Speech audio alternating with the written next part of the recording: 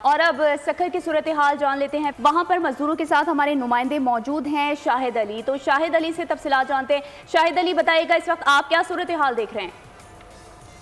Election 2024 का दिन आ चुका है। कल पोलिंग स्टेशनों पर कतारें लगी होंगी, लोग वोट डाल रहे होंगे, अपने नए आने वाले हुक्मरानों को चुनेंगे। ऐसे में मजदूर तबका क्या सोचता है, बात करते हैं सक्खर के मजदूर तबके से।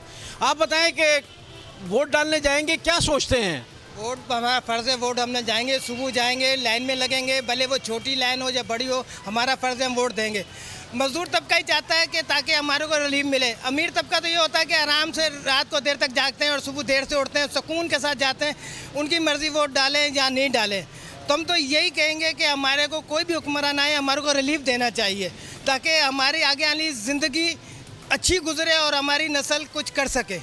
आप बताएं, आपका ताल्लुक मजदूर तबके से, वोट डालने जाएंगे सुबह? बिल्कुल सुबह जाएंगे, वोट तो हमारा फ़र्ज़ है, डालेंगे। बाकी जो अमीर लोग हैं वो 12-1 बजे उठेंगे, फिर आएंगे, वो डालें ना डालें उनकी मर्ज़ी है।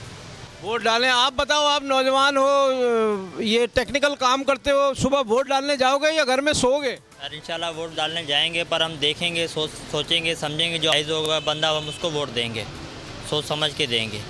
सोच समझ के देंगे। ये गरीब तबका है, पाकिस्तान का मजदूर तबका है, जो सिर्फ इतना चाहता है कि हुक्मरान कोई भी आए। ठीक है शाहिद, बहुत शुक्रिया सक्खर की सूरत हाल के हवाले से हमें अपडेट कर रहे थे। सब्सक्राइब करें और बेल दबाएं ताकि कोई खबर रह न जाए।